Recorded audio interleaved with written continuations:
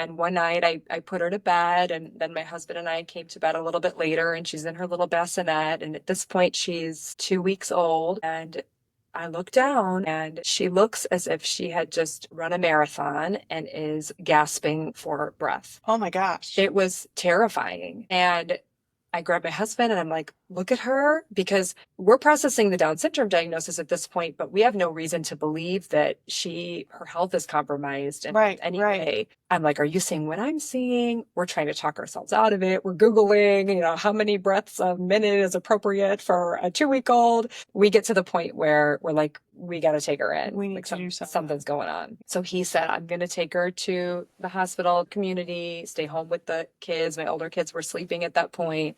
And he said, I'll contact you if it becomes anything of a concern. Hopefully, we just did our due diligence and she's fine. But things escalated very quickly. I got a call quickly from him, like, you need to get over here. They're very concerned. They're starting breathing treatments. I get over there. Long story short, she is going to be transported to a children's hospital. They're not equipped. They get her in the ambulance and they say, like, you guys, it was a full team. So they told us we could follow behind them in the ambulance. So we're driving behind our baby in an ambulance an hour and 45 minutes or so down to South Bend, having no clue what's going on and just terrified. And it was a heart transformation moment for me. We were both just very emotional in the car, very concerned, exhausted. And I just remember praying, like I was just crying out to God in the car, praying and crying out loud. And I'll never forget just saying, God, I am so sorry for my response to her diagnosis. Oh, gosh. Like, forgive me, please, because at this point, everything is being put in perspective. Please just give me the chance to raise this child. Like, please let me bring home my baby girl. And I don't care about the diagnosis anymore. I just want to keep my baby.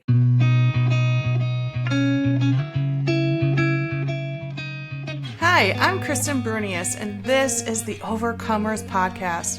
I am so excited for you to hear the stories of incredible people overcoming trials and turning them into triumphs. From everyday moms and dads to entrepreneurs to community leaders and beyond, you'll see how everyone has a story of overcoming, and those stories are what connect us all. Let's hop right in.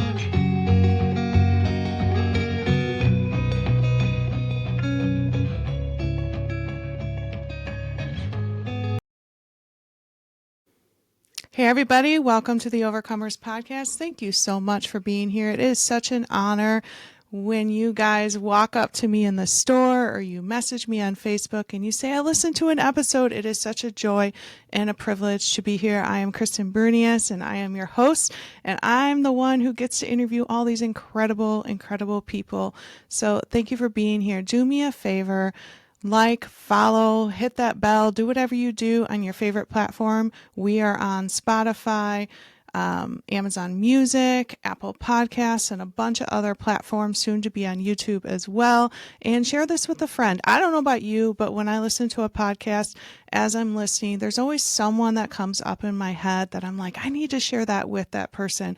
So do me a favor, do that as well. Just share these amazing stories of God's glory with some of your friends. And speaking of amazing stories, today we have Lindsey Abbasy. She is you cannot be a sweeter person. God just gave her the perfect demeanor and personality and just presence to be the mom that she is. And I'm sure I could say the same about her husband too, but I haven't met him. So super excited for you to listen to Lindsey's episode about some of the highs and lows and struggles and joys and changing the perception of Down syndrome. And I know I learned a lot from this episode, and I hope you do too. And as always, this episode is self-sponsored by my business with Soul Natural. So I bought a little treat with today. This is what we call the sampler pack. And I love on the back of it, it says, "Not today, stress." And obviously, this one doesn't have the shipping label and all of that. And so, what this this is 7 samples of products, my top selling products. So, you have everything from the chocolate and vanilla protein to a collagen blend. My most favorite, which I'm actually drinking over here as well. Shout out to Cinnamate. And we have Cinnamate, and you get 7 drinks, and you have all of the information right here. So everything from a green drink to Cinnamate, which is for sustainable energy, Renew, which is for sleep and anxiety, Excel, which most commonly is known for hormones, but is actually really good for allergies and asthma. And so on and so forth. It is $14.95. It comes with a $15 coupon code, so it's virtually free. Go check it out at my website, which is soulnaturals.com/Kristen. That's SOLLE naturals.com, KRISTEN.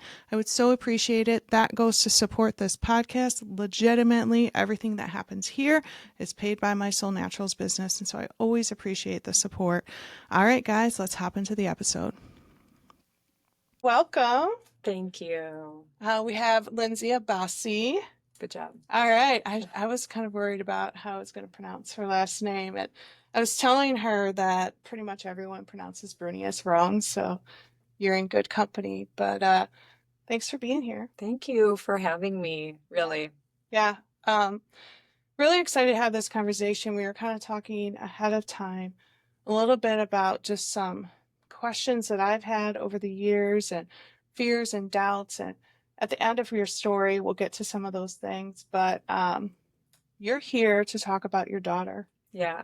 And so you want to kind of kick us off? Yeah. Tell us a little bit of what brought you here, a little bit of your story, and how God is using her story, which is your story, for his glory. Yeah, that's awesome. Yeah.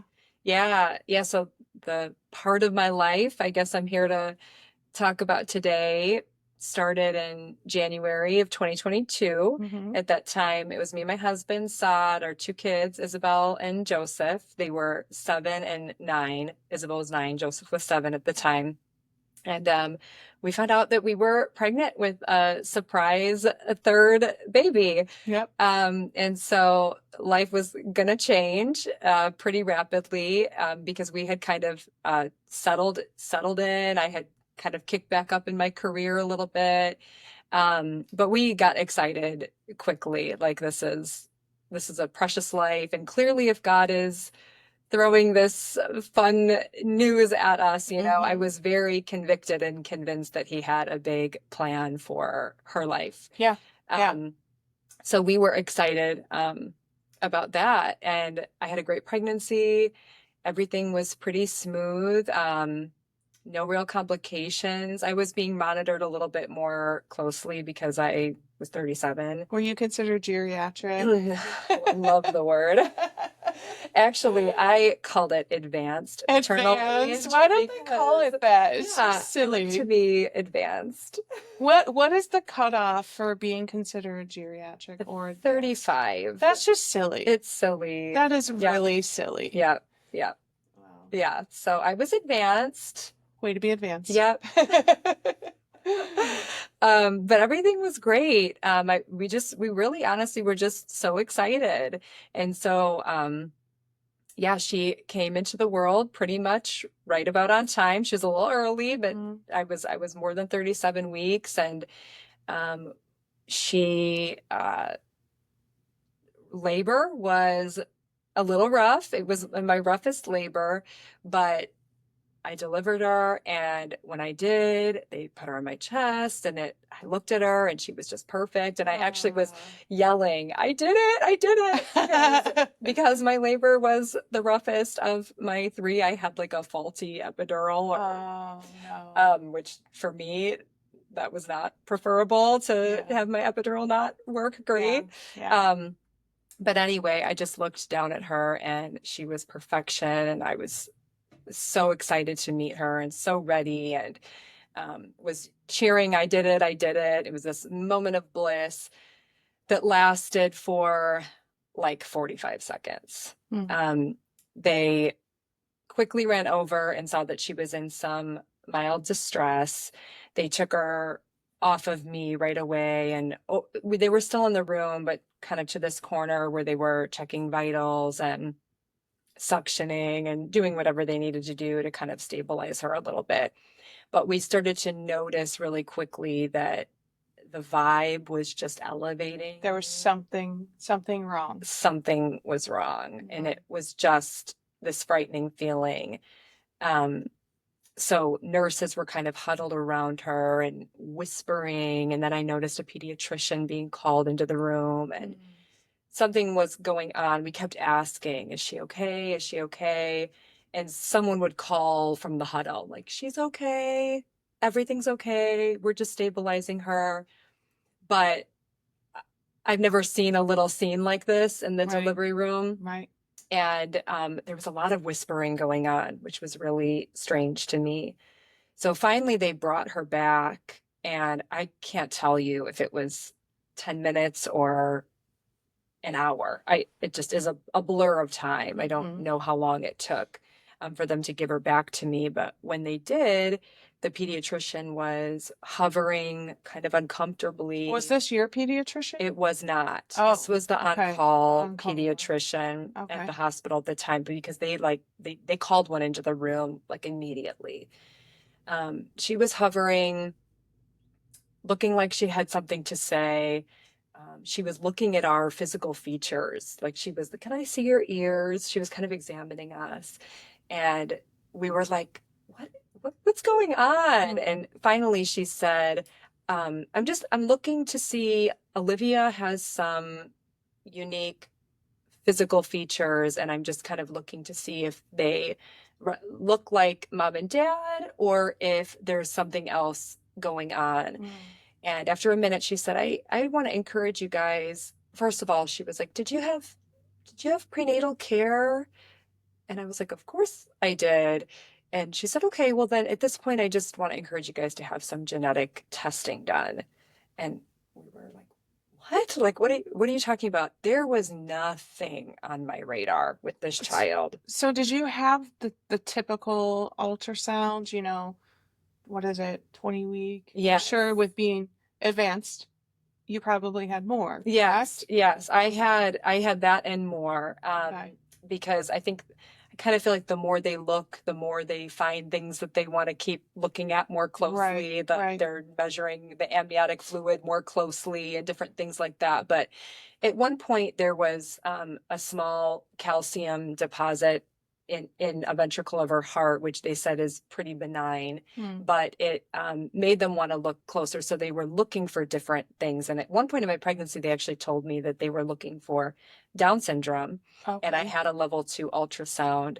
But at the time, it appeared that every physical marker that they were looking for was ruled out. Okay. So there was nothing on my radar. But when the doctor said, you should have genetic testing done, because of that, my husband right away was like, wait a second. For what? Like, are you talking about Down syndrome here? And she said, yes.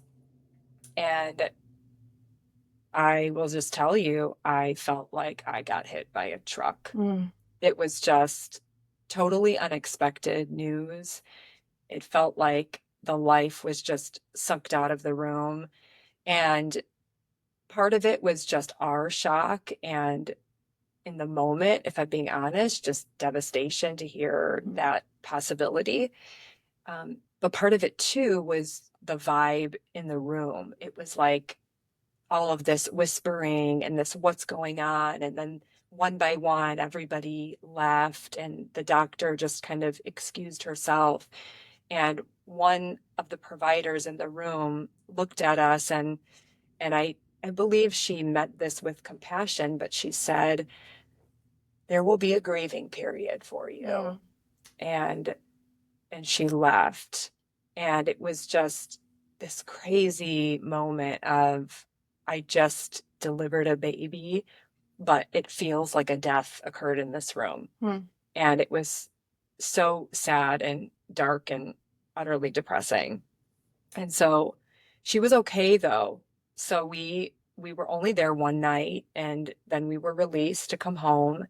and met with our beloved pediatrician after that, who ordered the genetic testing and, said, we'll look into everything. So from, just so I'm understanding, Mhm. so from like a physical standpoint, the reason they suspected Down syndrome was because of the ears, but there wasn't, because I feel like sometimes it's very obvious, but it Mhm. wasn't as obvious with Olivia that you needed to do genetic testing, or That's a great question. or I was it kind think, of both? yeah, I think kind of both. Like, I think doctors know what to look for, Mm, and it maybe isn't as visible to someone who's not looking for certain physical features. right, Um, I couldn't see it.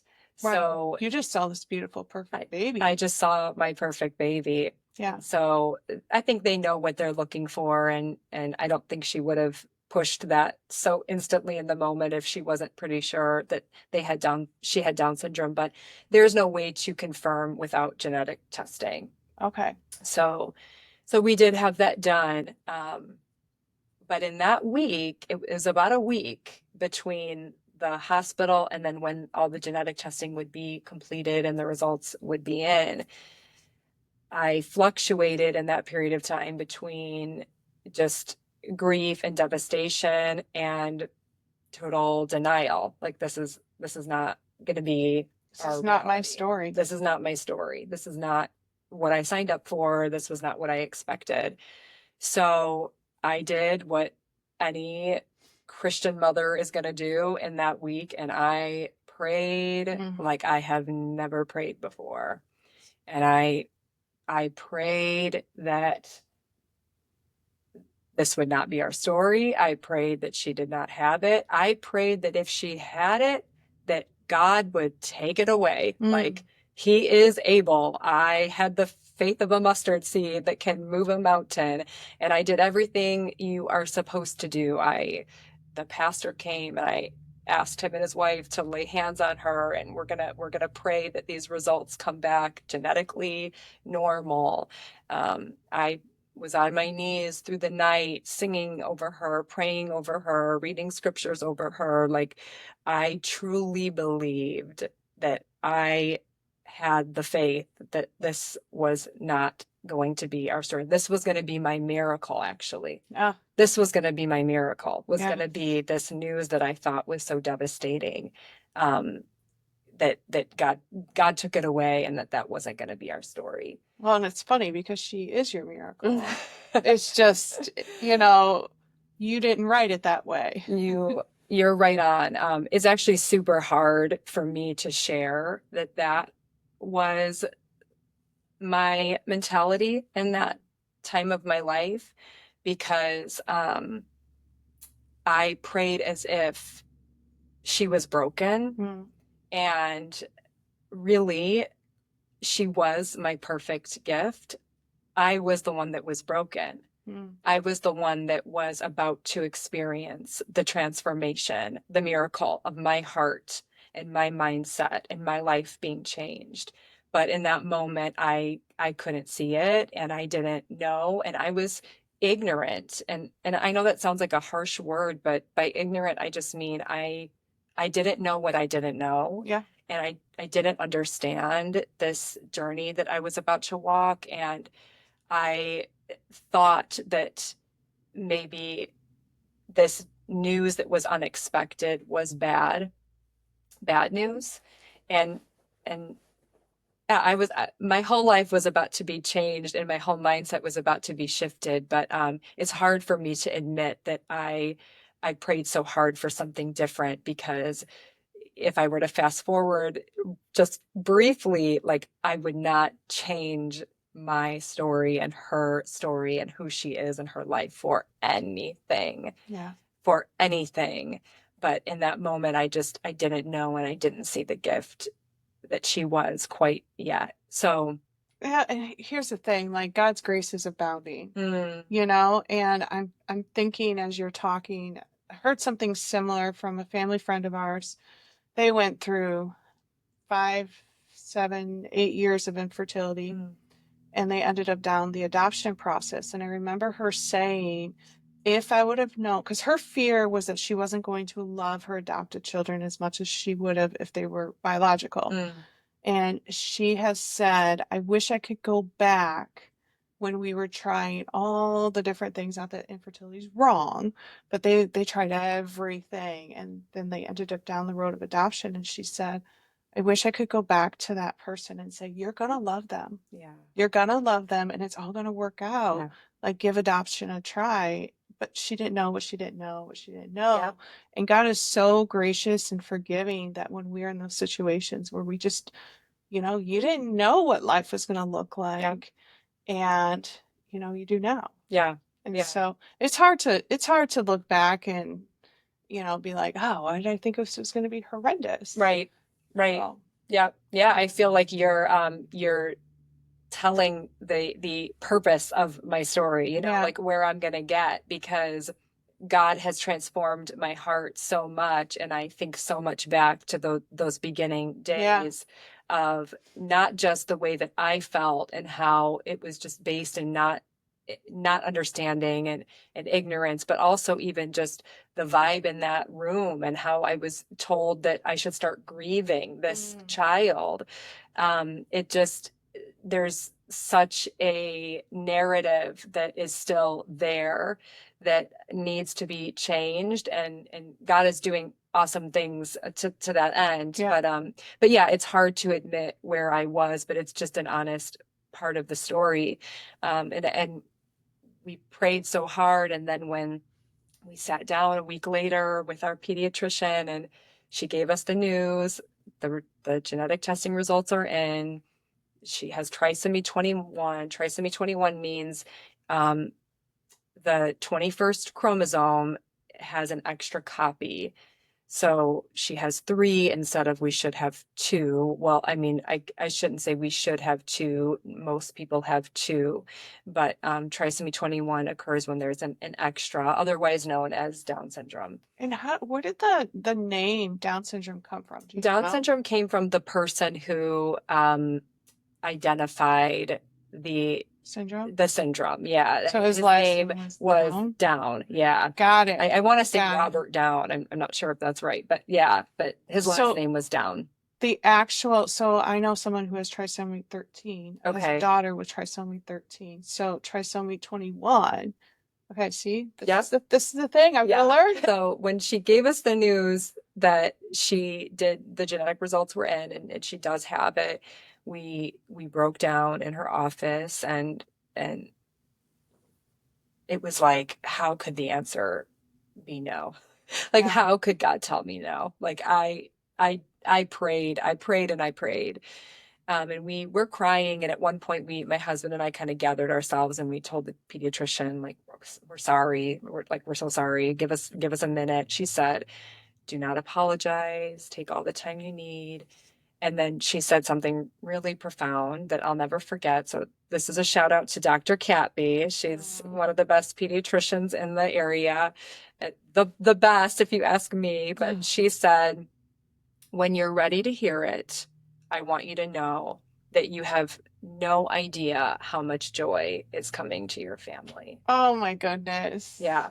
And the fact that she took that risk in that moment, just seeing that we were having a hard time processing, allowing us the space and time to process, but planting a seed of hope that would then later absolutely be watered and just flourish. But just in that moment, planting that seed was so powerful, and it resonated and it sunk in.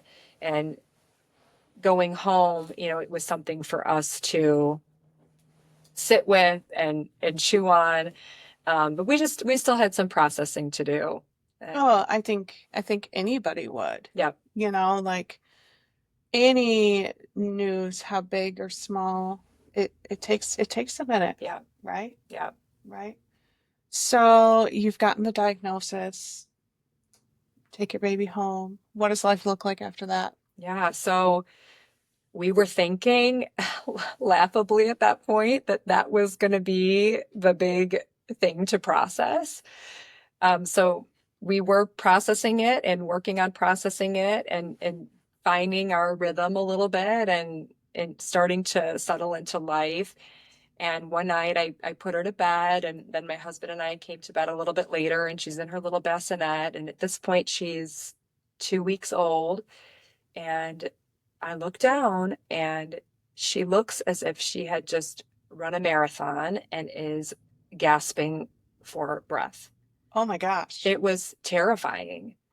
And I grabbed my husband and I'm like, look at her, because we're processing the Down syndrome diagnosis at this point, but we have no reason to believe that her health is compromised in any way. I'm like, are you seeing what I'm seeing? We're trying to talk ourselves out of it. We're Googling, how many breaths a minute is appropriate for a 2-week-old. We get to the point where we're like, we got to take her in. We need to do something. Something's going on. Yeah. So he said, I'm going to take her to the hospital, just Munster community, stay home with the kids. My older kids were sleeping at that point. And he said, I'll contact you if it becomes anything of a concern. Hopefully, we just did our due diligence and she's fine. But things escalated very quickly. I got a call quickly from him, like, you need to get over here. They're very concerned. They're starting breathing treatments. I get over there. Long story short, she is going to be transported to a children's hospital. They're not equipped to deal with whatever is going on. Something significant is going on with her. And at that point, all of the hospitals in Chicago were on bypass. So we're now waiting for a hospital down in South Bend. Oh, come on. To send an ambulance. And this was 2022? This is 2022. Okay. Yep. So they finally get there. And now at this point, we're like 5 a.m. because this all happened when we were going to bed. So it was a very long night. We're up all night. They get her in the ambulance and they say, like, you guys, it was a full team. So they told us we could follow behind them in the ambulance. So we're driving behind our baby in an ambulance an hour and 45 minutes or so down to South Bend, having no clue what's going on and just terrified. And it was a heart transformation moment for me. We were both just very emotional in the car, very concerned, exhausted.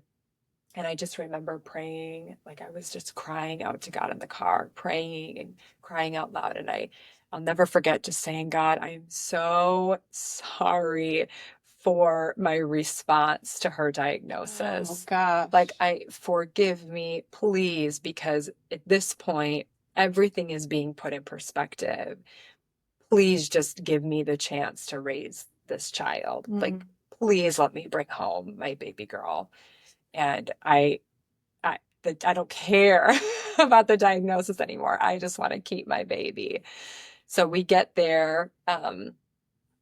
We get to the hospital, and it was a long weekend of running tests and trying to figure out what was happening. At some point when they had stabilized her, they had her on oxygen at this point.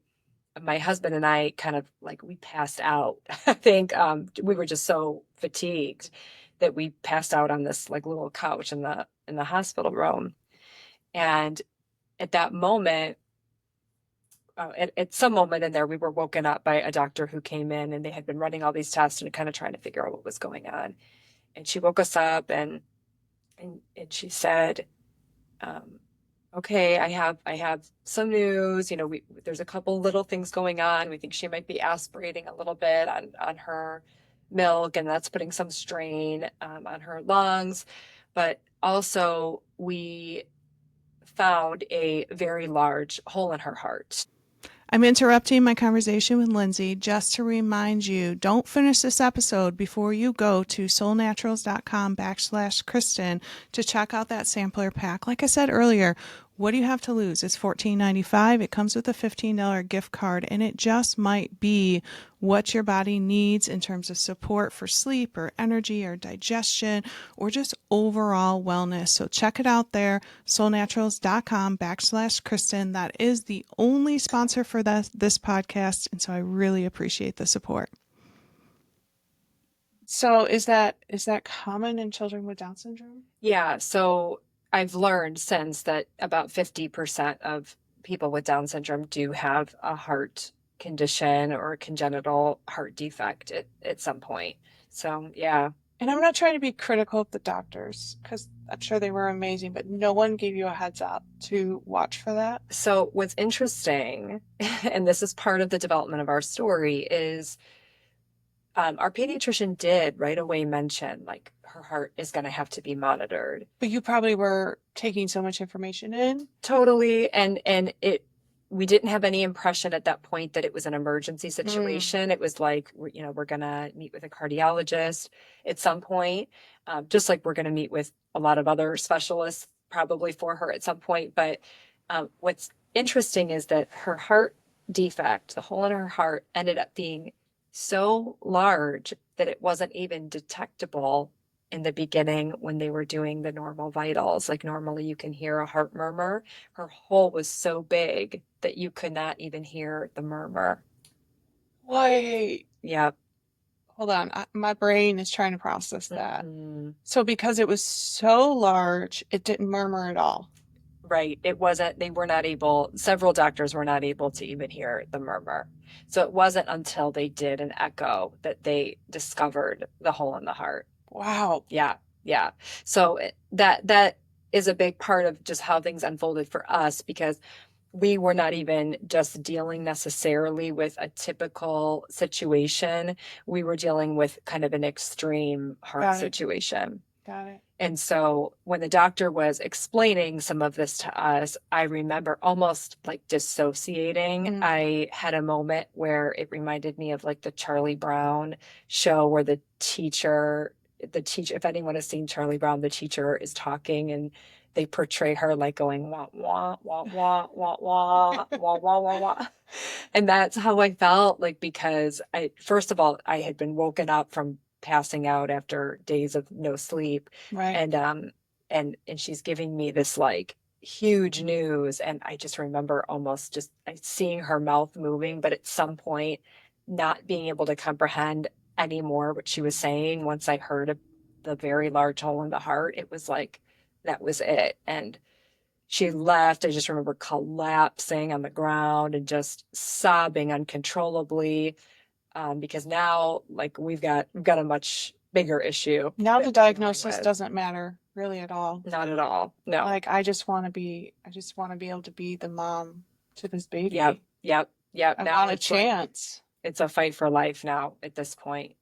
And so that is what it became. They stabilized her at that hospital, sent us home with like a few recommendations of how to kind of optimize her health, but knowing at some point this she's going to need an open heart surgery, and we're going to have to follow up with a cardiologist and kind of take those next steps. But I don't think anyone predicted just kind of how quickly she was going to start deteriorating. So we took her home, and she was going to be closely monitored then by our local pediatrician who was seeing her regularly.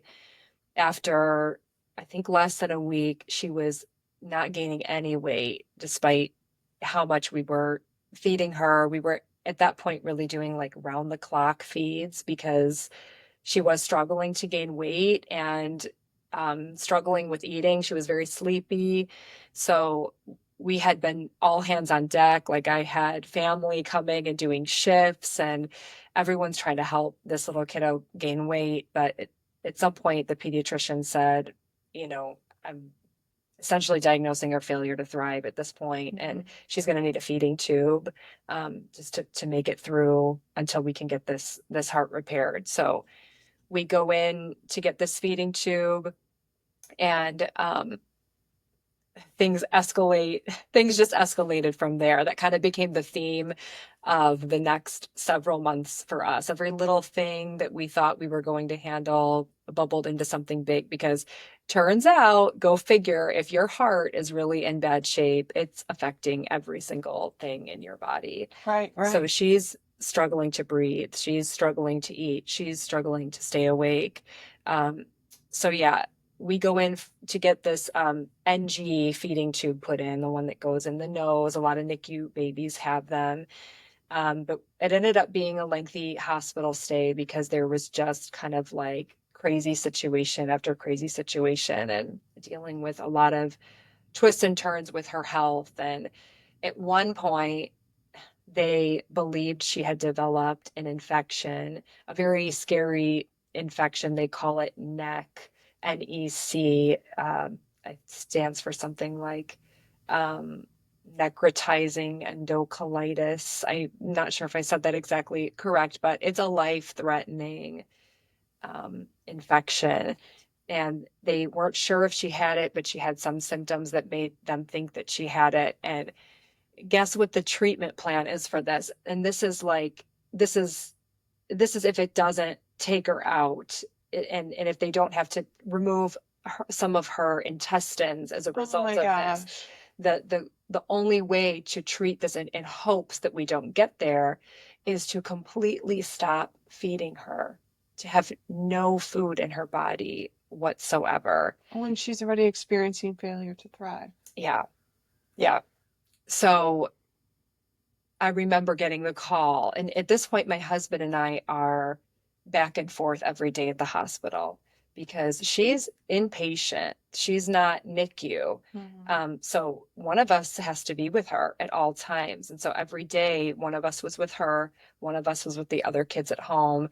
The one at home would take the older kids to school and then meet at the hospital. We would spend an hour together and then we would swap. How are brother and sister doing at this point? It's taking a toll. Yeah, It's taking a toll. because they're 7 and 9, correct? 7 and 9. At this point, yeah, right around here they turn 8 and 10, but yeah, right about those ages. And that's 8 and 10, like they're understanding-ish Yep. that something's going on, but at 8 and 10, like you very much are missing your mom and dad. Yes. you Yeah. know? Yeah, And you're missing them. totally. Yeah. Yeah. So it was hard. There's no way of sugarcoating it. It was a very tough season of just survival and trying to be everything you can be for the kids at home, and then shifting gears to be this medical advocate at the hospital and to deal with this really crazy, scary, and intense situation that we were dealing with. My car rides were my cry time. I just, every time I got in the car, it was like clockwork. This is my time to just sob uncontrollably until I arrive to my destination. And then I've got to get it together, whether it's get it together at the hospital or get it together for my other kids. So it was a very tough time. So lots of things, ups and downs and things unfolding. She made it through that scary neck situation, but that was just hard.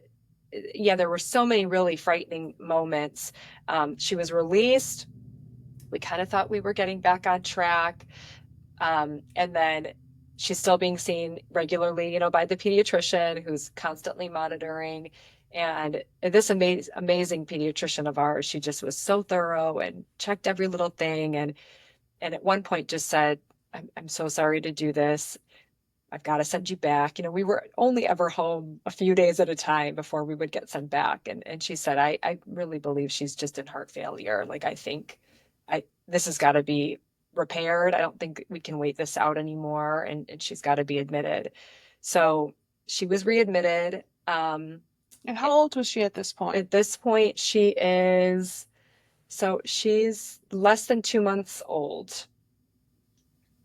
Yeah. About, I think. So this is a lot of stuff that happened in 2 months. Just bam, bam, bam, bam, after bam. Another Yeah. after another. Yeah. Couldn't get your head above water before the next thing came. So she ends up, so is she back in South Bend at this point, or is she in Chicago? So we're at Chicago now. Okay. Yep. We're at Lurie Children's for everything. Once we had that initial stay at South Bend, we shifted everything to Lurie Children's. Which is great. They've been phenomenal. My niece and nephew were there. Okay. And actually my other niece was there too. So great hospital. Phenomenal hospital. Yeah. And truly they were part of the way God decided to work the miracles in her life through their hands and feet of these incredible nurses and surgeons and doctors who fought for my baby's life. I watched them fight day in and day out for months, just fighting for her life. That's amazing. And it was kind of like this crazy community built in this weird way that you never would have wanted or expected. But watching these people just really fight to keep your baby alive was a humbling and just profound experience. But at that point, when she was admitted, because it was just determined that her heart wasn't hanging on there any longer. It became a tricky battle because the hospital, the surgical team really wanted her to gain weight before doing the surgery. The smaller she was, the riskier this particular surgery was going to be for her. So it was all hands on deck of trying with the weight gain, whether that was medications or, you know, the different feeding situations. We were fortifying feeds. So like they were taking my breast milk, which that's a whole other story, is now I'm an exclusive pumper and in the middle of all of this chaos, but I really want to give her this breast milk because she's so medically complex at this point. And they're fortifying it to try to get her to gain weight and all of this stuff. But her heart was just working against her in every way, because the way her heart was working, it was like she was running a marathon. Until it was just burning Everything. Ah. And breathing was so laborious for her and so difficult. And so it was this game of like the surgeon saying, like, please get her bigger, and the whole team trying to work to get her bigger, and us just holding ground in the hospital while these two entities are going back and forth of like, she needs the heart repair, but we really prefer to do it in a safer situation. Many nights, Kristen, that I just watched that monitor all night and prayed that she would just hang in there with us until this was over. That's what I kept thinking. And I didn't want to interrupt and ask that, but I kept thinking to myself, like, one of you must have been watching those monitors 24/7. Yep. Because there is no way that I would be able to sleep. Yep. Or go to sleep unless I knew my husband was staring at that monitor. Yeah. And probably vice versa. Yeah. And I mean, we had like a very short couple days stay, very scary, when my son had RSV that turned into pneumonia when he was about the same age. And it was horrible. And I'm like, as you're talking, I'm thinking to myself, like, remember how exhausted I was that I like basically passed out. And that was only a couple days. Now she's on month 2. Yeah. And it's 24-hour watching the monitor, making sure the heart's breathing. And I just remember that panic being like, because he couldn't breathe. Yeah. You know, because of, and there were babies. It was a rough year. And I remember the next door, one of the babies coded while I was there. And then you're like, oh, Yeah. you know. So I'm just reflecting on that little visit that we had, now multiplying that times 10. Yeah. You're just mentally, physically, emotionally, spiritually exhausted. Yeah. Yeah. Yeah. I can't say it any better. Yeah.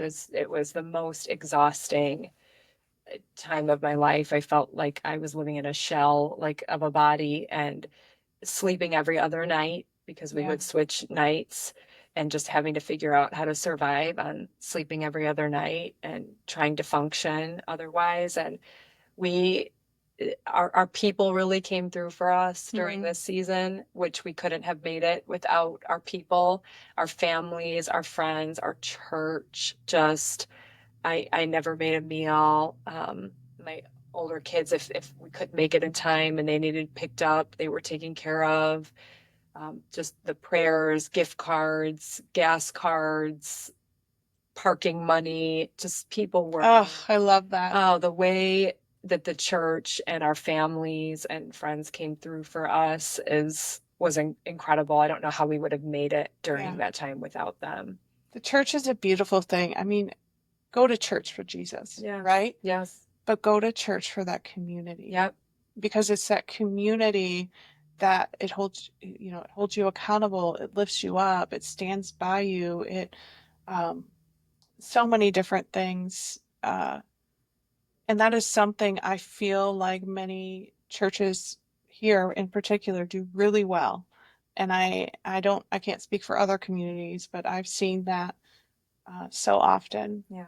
Like my sister, so my niece had cancer, and I saw that with them, even, Uber Eats or, Grubhub and gas cards and Yeah, that's beautiful. Yeah, it made a difference. It just helped take a lot of burden off and carried us through in just very tangible Yeah. ways during Yeah. a hard time. Um, So she goes into surgery. yeah, yeah. So eventually they decide that she's not going to gain the weight.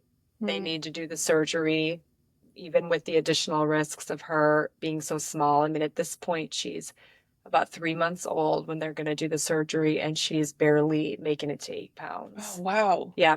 So she's how much did she weigh when she was born? She was 7 pounds when she was born, about 7 pounds. So she's gained 1 pound in Yep. 3 months. Yeah. Wow. Yeah. And this is, I mean, everything everybody's doing, but in feeding, I mean, she's being fed 24/7 at this point on a feeding tube, even, but her heart is just burning every single calorie trying to work. So, yeah, they decided to go through with the surgery, and it was probably the scariest day of my life, I'm sure. waiting that 6 hours in the waiting room and just knowing the additional risks that were a part of this. And I'll just never forget when the surgeon came out and got us and told us that it went, in his words, better than expected. Oh, yay.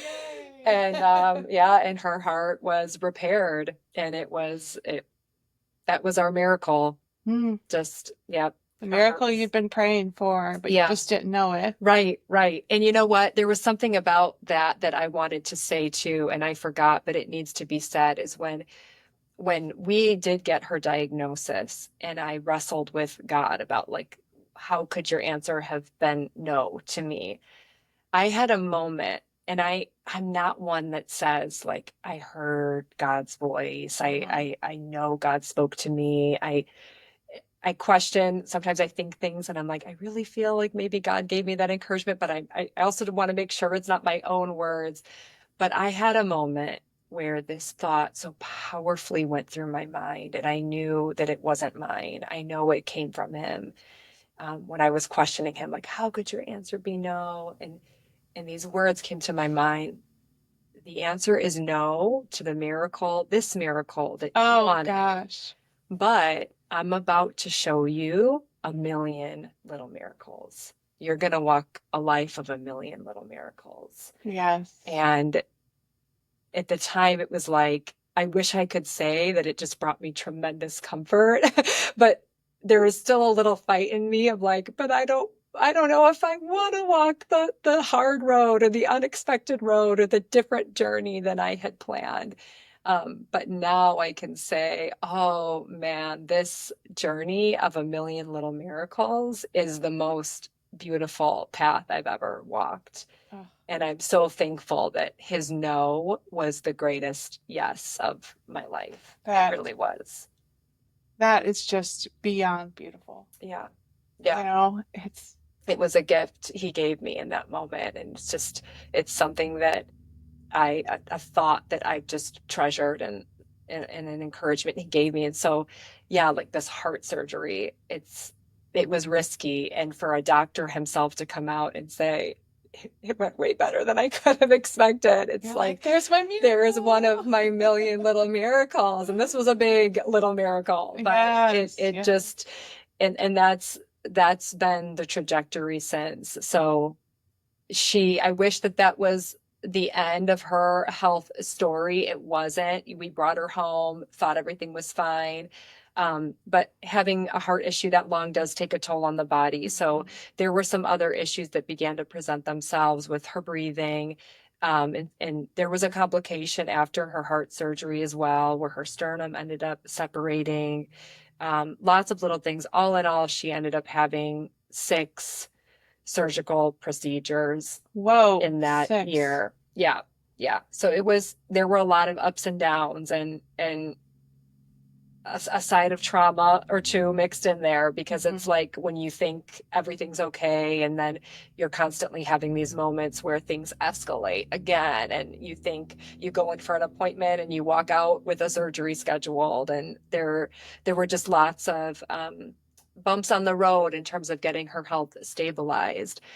But she's great now, and amen. And that's not to say that she's not going to have other things in the future, but what that journey did for me, that year of a lot of really difficult health ups and downs and scary moments, and walking what I say it was like walking a tissue paper line between life and death, and constantly having to wrestle with the reality of death being a possibility, and and also just life being upended and turned upside down, and the logistics of this new way of living back and forth from the hospital.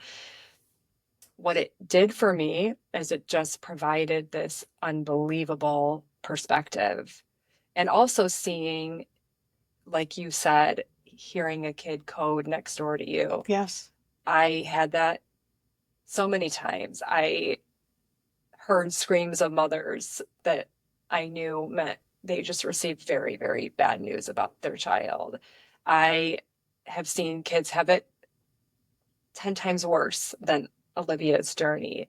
I know of people who have lost their kids on this journey. And what it's done for me walking this is like, every day now that life is stabilized and I've got my head above water a little bit more, and life looks different. Don't get me wrong. Like, my life has changed and life looks different for me now. But every single day, I live with an awareness of what a gift it is that I've got a breathing, beating heart child in my arms and in my home.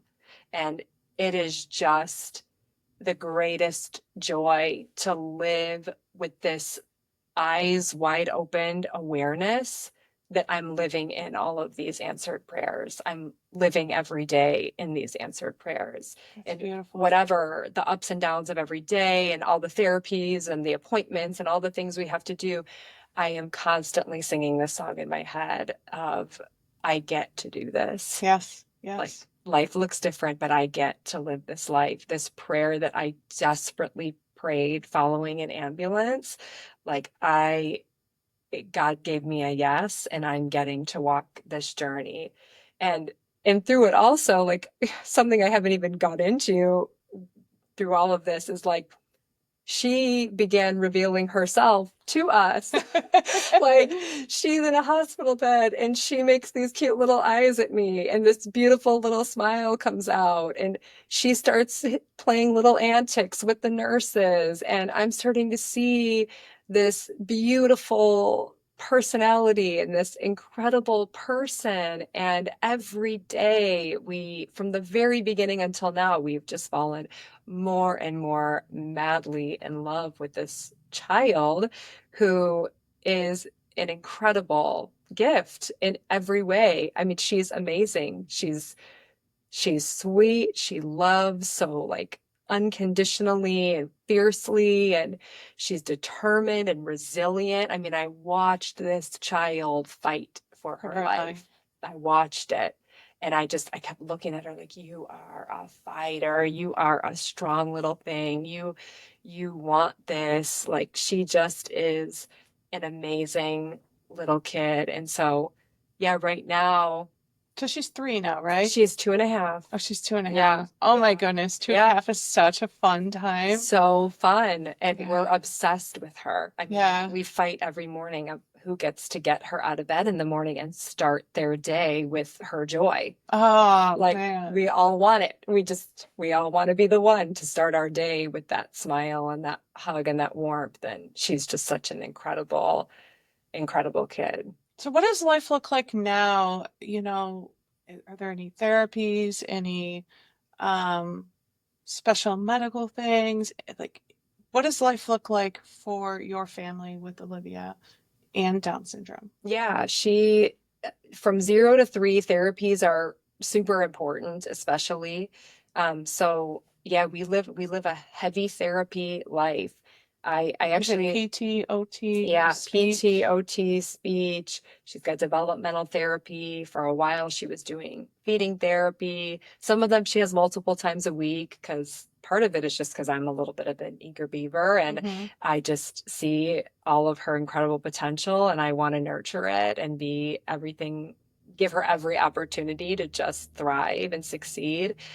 So yeah, she's averaged anywhere from like 5 to 7 therapies a week. Wow. Yeah, yeah, 5 to 7 therapies a week. yeah. So right now we're in. That's like a full-time job. It is. So yeah, so I actually left my pretty much full-time job to do this full-time. Yeah. Nothing better, right? Yeah.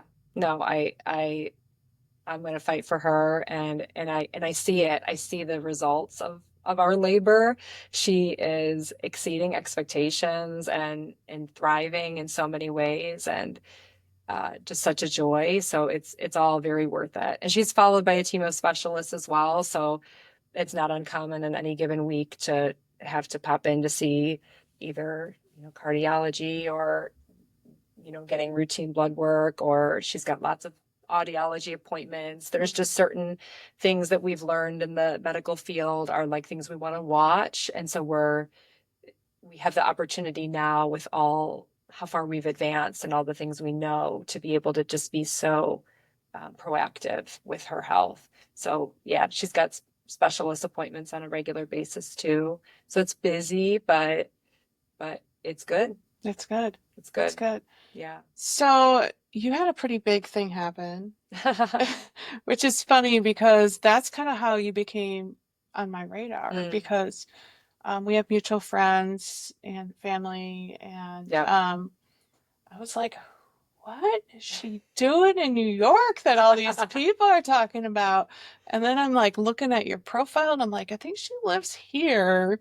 So you want to tell our audience a little bit of like something big that just happened? Yeah, sure. So I recently had an incredible opportunity to be on the Kelly Clarkson show And everyone loves her. in New York. Oh yeah, she was so amazing. She's such a sweetheart. We got to be on the show for World Down Syndrome Day, which was awesome. And the reason we got to be on the show is because I've become a part of an organization called Jack's Basket. Okay. So I need to backtrack a little bit to get us there. When life has stabilized, for us, and I'm living, like I said, in these answered prayers of this precious gift, who I now understand, like I now get it, this incredible gift and joy she is. I keep thinking back to the beginning of our story. That has not ever left me. And of all the stuff we've been through, the one thing I just have pain and regret about is how her journey started. I have pain and regret about the delivery room, about how sad it was, about how I was told to grieve. I have pain and regret about not wanting to walk the journey and being so fearful and being so sad in the beginning. Because now that I know like how incredibly valuable, precious, perfect, joyful she is, the greatest gift to our family. Yeah. I have just been uneasy with this need to fix the beginning of that story. And God has just, I know, been stirring that inside of me. Like, this is going to be your purpose. Like, this is going to be how purpose comes out of this. And so at some point in our journey, we were given a basket. It was called a Jack's Basket. Olivia, it was when she was in and out of the hospital. And I learned of this organization where you could request a basket to be sent to you. And so I just asked for it to be dropped at the door, and this basket was sent. And it was just a basket of celebration. What was in the basket? There were resources, the information, books, a handwritten note by an adult with Down syndrome, toys, a toy for the baby, a hand knit hat I believe by an adult with Down syndrome, a blanket, a bracelet. I wear the bracelet. It says, love it. Their tagline is, "You make me better." That's their motto. So the bracelet for mom, a onesie that said, "Be strong and courageous." But the thing about this basket that was delivered that really, really moved me was it had a giant tag on it when it was at the door, and it just said, "Celebrating you, Olivia. You make us better." Oh, And I think I get so emotional about it because um, it was the first moment that I just felt this unapologetic celebration of my baby, because we were going through it medically, and there was this like in the delivery room, it was like so dark and depressing. And we did, of course, have like wonderful family and friends that were like celebrating her and loving on her. But there was a cloud. You just can't shake the cloud that surrounded so much. So when I saw this tag of this group of people that I didn't even know, like who sent me this basket, and they're like, "Celebrating you, Olivia, you make us better." I was like, yes, yes, she does. she does. She makes this world better. And thank you for just celebrating my kid.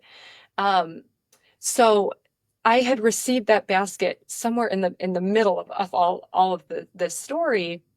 And then later on, when the dust kind of settled, and I'm thinking back to the beginning of our story and how much I regret just that darkness, I thought to myself, I've got to get involved with what this organization is doing. Right. Like, I remember getting my basket. I remember how much it meant to me. I remember just the celebration being so profound. And so I started following them and seeing what they were up to.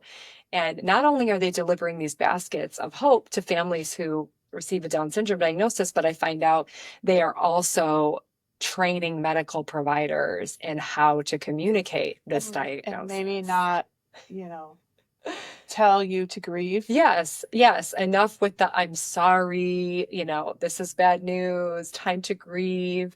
But more like a Dr. Kathy moment of, "I cannot even begin to tell you when you're ready to hear it, the joy that is coming to your family."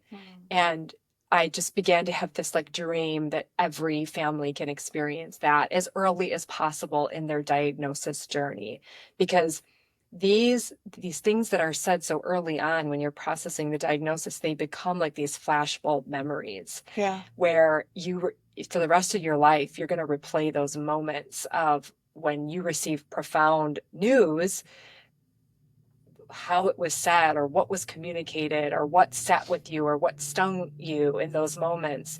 So the quicker we can get to families to share this message of hope and to just celebrate their baby, and just that celebration communicates a million words. And it's being sent to you by a community who knows this journey. They know how you feel. Yeah. And they know something that at that time I didn't know yet. They know what's coming for me. They know the joy that Olivia is going to be for us. So I became a volunteer with Jack's Basket. By the way I became a volunteer, I was on the fence. I was thinking about it. I was kind of nervous to pull the trigger because, let's be honest, my life was kind of crazy at that point. How am I going to get involved in one more thing? But I heard a message at church right as I was sitting on the fence about this. And it was, and the scripture that was talked about was, I'm not going to quote it perfectly, but it was, "Praise be to the God of all comfort, who comforts us in all of our afflictions, so that we may comfort others with the comfort we ourselves have received from Christ." That's good. And that's good. I was like, that's it. Like, that's for me. I'm ready to bring the comfort and the hope and the peace and the joy that I've received to other families who need it. So I started just by delivering baskets with them. If any local, I would deliver within like a 30-mile radius. So any local person who got a Down syndrome diagnosis, whether prenatally or at birth for their child, I would, and they requested a basket somehow, or somebody requested a basket for them, I would bring them this basket, have a visit, hear how they're doing, be a listening ear, be there for them as they process the emotions, but also share a little bit of hope. Like, when you're ready to hear it, I want you to know you actually just, you struck the lottery with this kid. And how is that generally received? People are in different places on their journey. Some people are so much further ahead than me, than where I was at that point, and they are so ready to just accept that joy and jump in with both feet.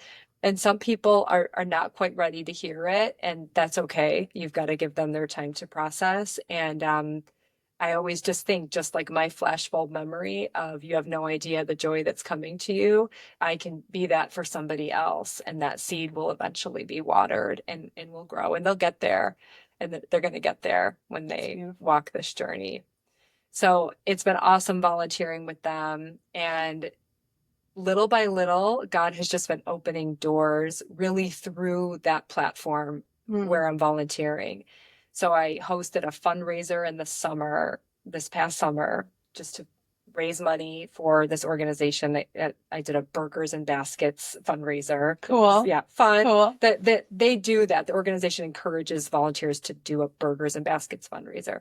So I did one. And then it was just on my heart, I'm going to give a speech at this fundraiser. Like, I'm going to get up and I'm going to tell a little bit of my story and tell my experience in the delivery room, why it's so important that these baskets are going out, and why why this work is so important. So I gave that speech. Long story short, it opened up another opportunity for me to speak at a different event. That led to a local Fox News interview. Somehow that led to... Wait. I didn't know this. You were also on Fox News. Yeah, Fox just Chicago. Chicago. Yeah, they do Cool. a good news guarantee segment. And so that was an opportunity. And then yeah, eventually, not really sure how it happened, but the organization landed a spot on the Kelly Clarkson show, and the founder asked me to come be a part of representing Jack's Basket as someone who received a basket myself, and then now volunteers. That's just beautiful. Yeah, it was awesome. That's just beautiful. And I was joking with you earlier, like, this podcast is hard to follow up after the Kelly Clarkson show. Actually, it's so much more meaningful to me in a lot of ways, because I'm really getting to share our story here. And also, I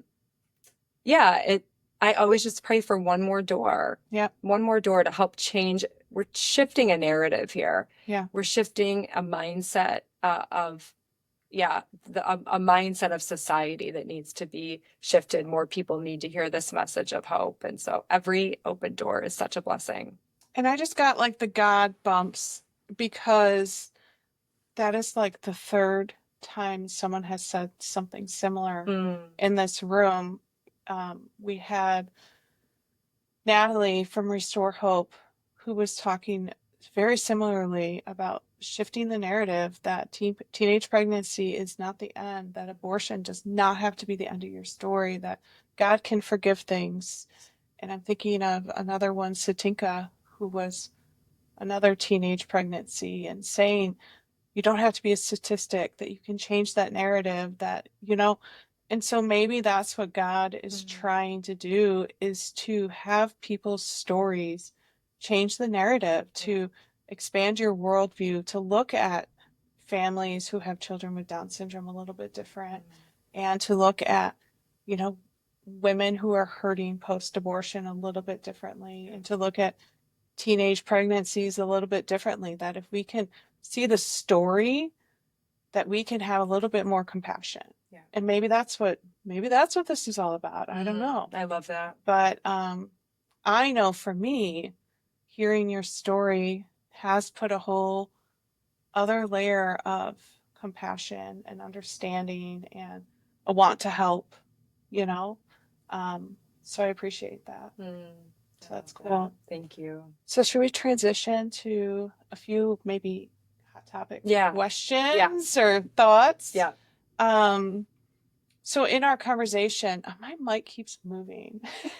It's just like, it's saying, do less talking. No, just kidding. No, I've been the one doing most of the talking.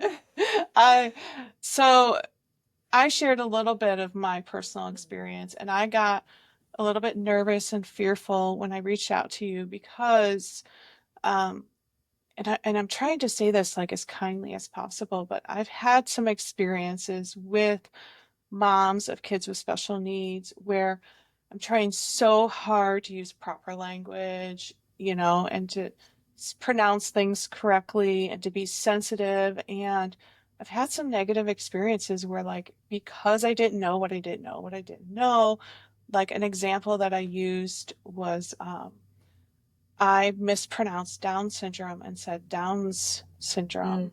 I may have even, in hindsight, I may have even said Downs, like just shortened it. And I didn't mean to hurt anybody. Yeah. And I was just really got my head bit off to the point where the last couple years, I've really just kind of like pulled away a little bit because I'm afraid I'm going to say the wrong thing. I don't want to hurt anybody's feelings. I don't want to be insensitive. And what has happened is that I've just distanced myself. And in preparing for this interview, I have had conversations with other people who sort of feel the same way.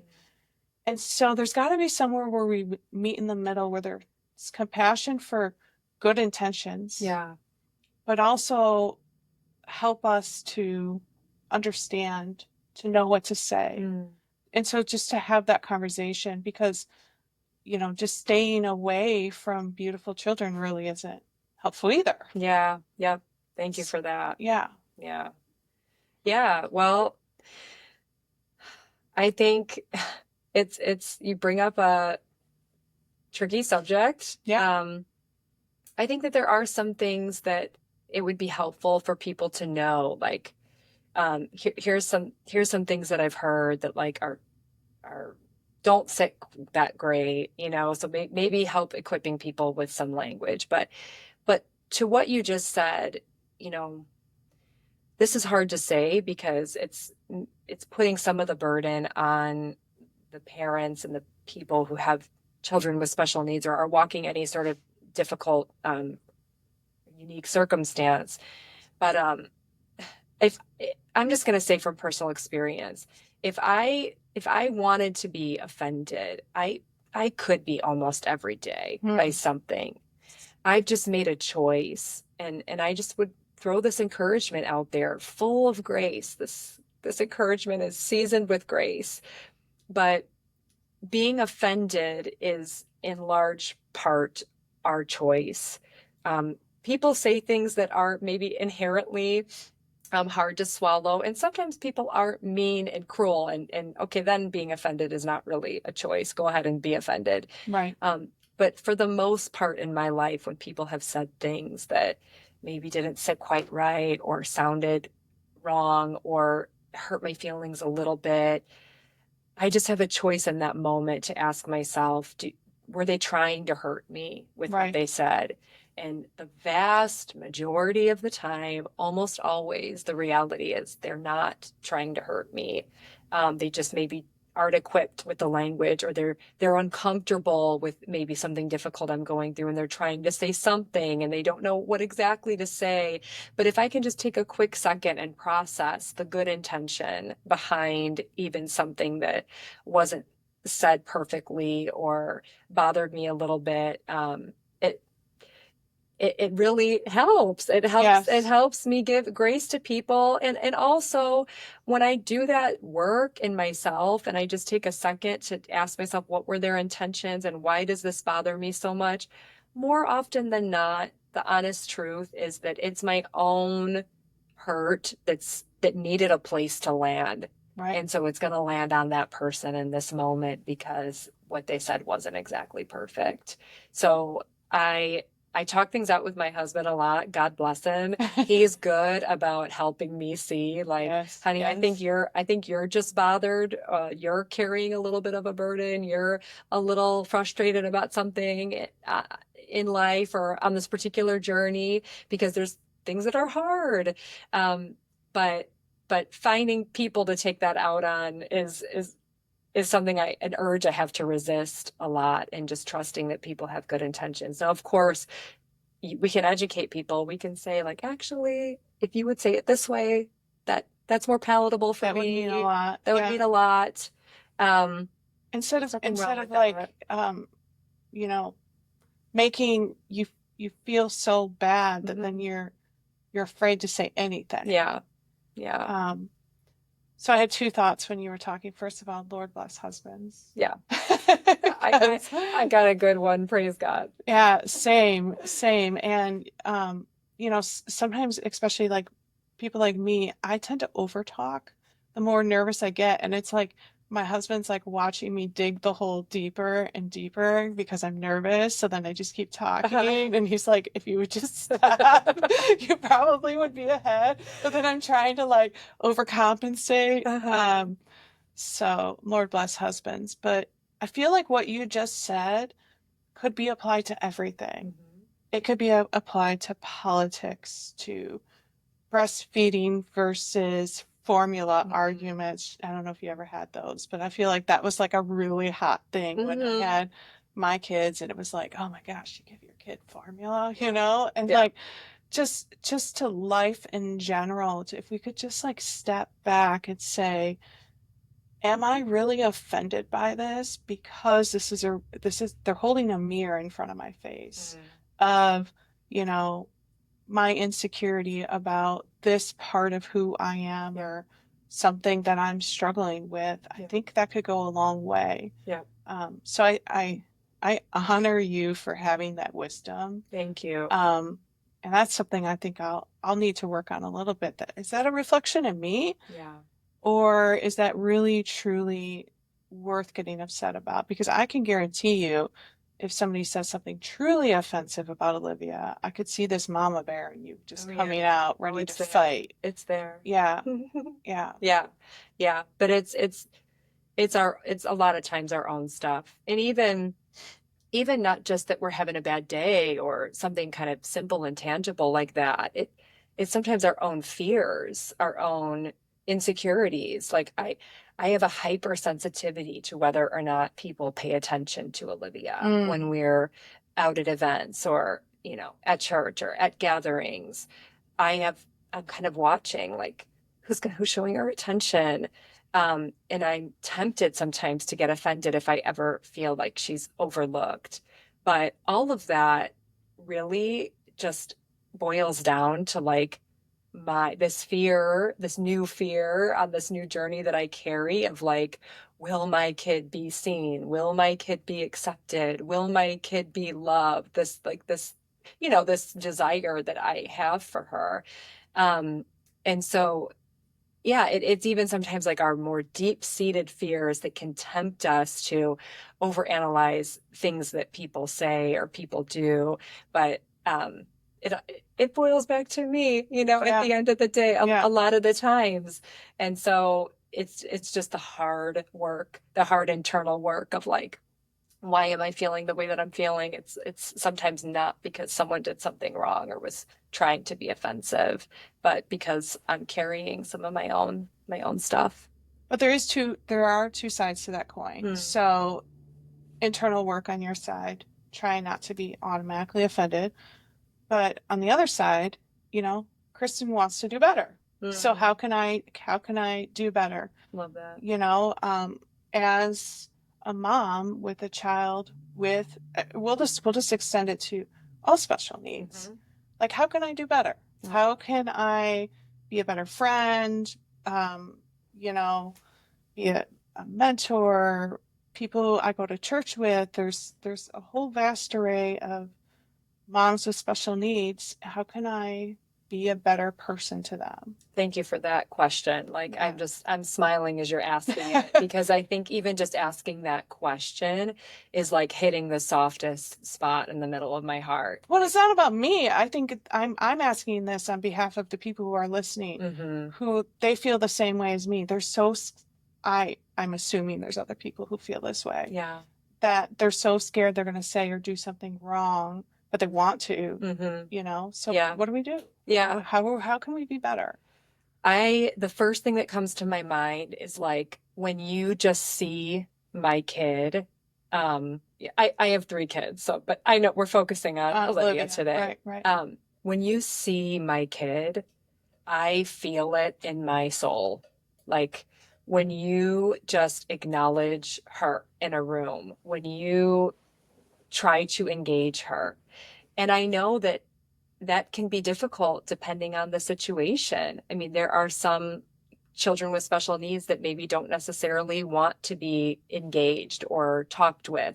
So it varies by situation, of course, but when you just find a way to acknowledge that that child, that person has value, dignity, worth, is in the room, um, that you notice them, that you see them, that you care, it's it's profound. And so that of course has like a million different implications of what that can look like.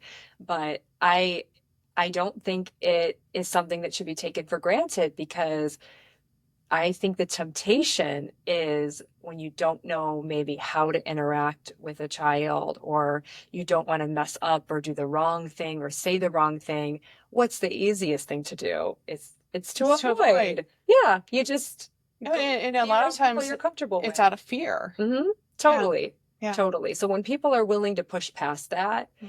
and just find ways to acknowledge, and then of course along with that would come like acknowledging it and including, I think would be the next step. Like what does it look like to find a way for this person to have a seat at the table or to be included? I wonder how many moms of kids with special needs are not necessarily asked if they want to go to the play date or the park date, because there's an assumption that it would be kind of tricky or difficult, or I'm not sure if the place where we're going has accommodations for this child. But a little intentionality goes so far. And I guess that question, like my follow-up question is like, how do we know? We just ask and then the mom will let us know. Mm-hmm. I think so. Yeah, I think if a mom gets a call of like, hey, we're all going to this park, would you and Johnny like to come? And if so, are there any ways that we could make it workable for you guys to be there? Any needs that we can accommodate, or things that we should be mindful of, or is there a park that's better for you? I know that's a lot, but just those, that mindset of including is huge. No different than what you would if you knew someone had a peanut allergy. Yep. Like, Yep. hey, can Johnny come over? Anything we need to be aware of? Yep. Right. And I think we're so just drawn to ease and comfort Yeah. that the exclusion it's so easy and natural sometimes, because in our lives, our chaotic and busy lives, that extra step of just kind of thinking through or talking through those or taking the risks of conversation it's just easy to avoid. So I think those are some big ones. Just acknowledging the presence of that kid and finding a way to engage, interact, and show love just speaks so much to the parents. And then including, going beyond that and including is pretty huge as well. Yeah. And you know what else I was thinking about? So we've just recently become friends with a family of, and locally, they have 2 children with autism. And just out of observation, what I think is so beautiful is you watch other kids. And if we could just model ourselves after other kids, like they don't really see any difference. They just run around, they're playing outside, they're just being kids. Yeah. And I think as adults, we just overcomplicate a lot of this stuff. Yeah. Just normal kids. Yeah. And so if we could model ourselves a little bit more after what our kids do naturally, like I'm pretty sure when you go to the park, other 2.5-year-olds are not acknowledging any other difference. Yeah. Or even a 5-year-old or whatever. So yeah, I have a lot to learn, but this is a start, and I want to learn. I love that. I love that. And yeah. And I'm learning right alongside you. I'm learning a lot. I'm only 2.5 years into this journey, and it's one of the greatest gifts that Olivia has given my whole family is we see the world differently. And I'm living with my heart open in a way it's never been opened before.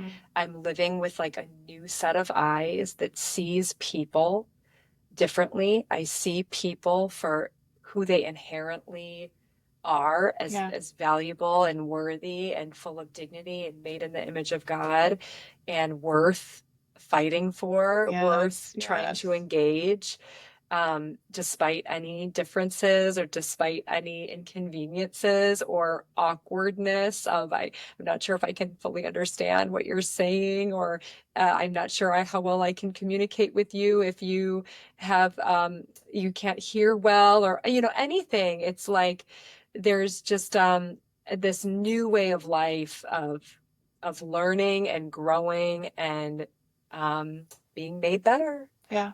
Yeah. Love that. Anything else you want to add? I I think I just want to add, like, the greatest joy that I have in this part of my life, getting to do what I'm doing, getting to tell my story, getting to bring hope to others, is God has redeemed the beginning of my story through all of this. Oh, love that. And every time I get to celebrate a baby coming with Down syndrome or a baby who was just born with Down syndrome, I am back in that delivery room again, and I am celebrating Olivia the way that she deserved to be celebrated. That's beautiful. And I am just proclaiming the value and the beauty of her life. And God's kingdom is a topsy-turvy kingdom. Jesus really confused people with who he gave and assigned so much value and dignity to. And it's worth having these conversations. And I thank you so much for giving me this time and space to do this today, because there's such eternal purpose in it too. I just think to myself often, if the least are the greatest, like, where is Olivia's place in the kingdom of heaven? Oh, And she is just worth changing this narrative for. Mm-hmm. And so is every other individual, especially those that in the worlds of the eyes of the world, we might consider to be the least of these. Yeah. And so God is continuing to bring so much redemption and beauty through this story. And yeah, I'm grateful for it. I'm grateful for the journey he's put me on. And I thank you so much for letting me be here to share this. Well, thank you for being open and for taking my tough questions. Where can people find you? So I don't have like a massive social media presence, but I'm on everything. So Okay.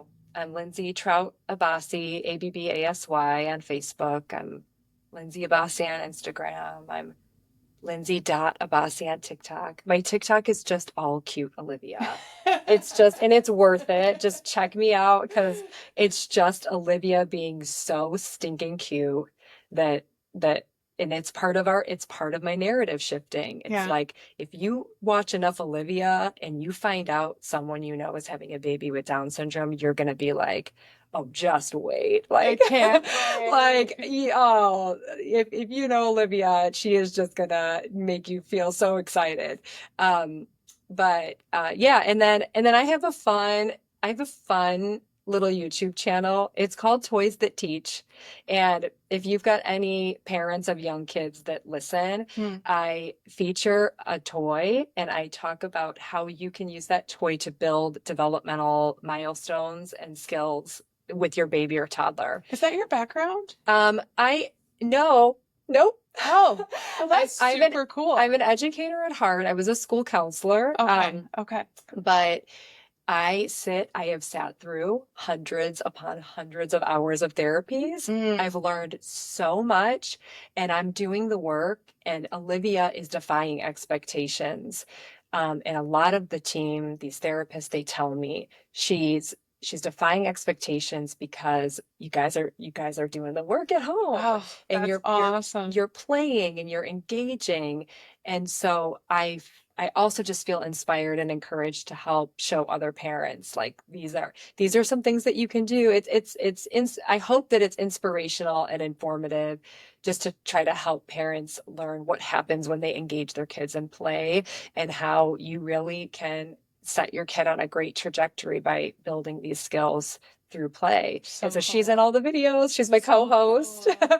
and she's a Wow. riot. And so, yeah, it's all fun. So if anyone wants to find me in any of those ways, I would love to say hi and build relationship. Awesome. Well, we're excited to hear Olivia's story continue, to watch her grow up. I mean, who knows? Maybe in a couple of years we'll have to have both of you on here. She can be a little co-host then, tell us a little bit of her story, and we just appreciate your time and your willingness to share. Thank So, you. all right. Thank you, Kristen. Thanks, guys. Have a good week. Bye. I don't know how to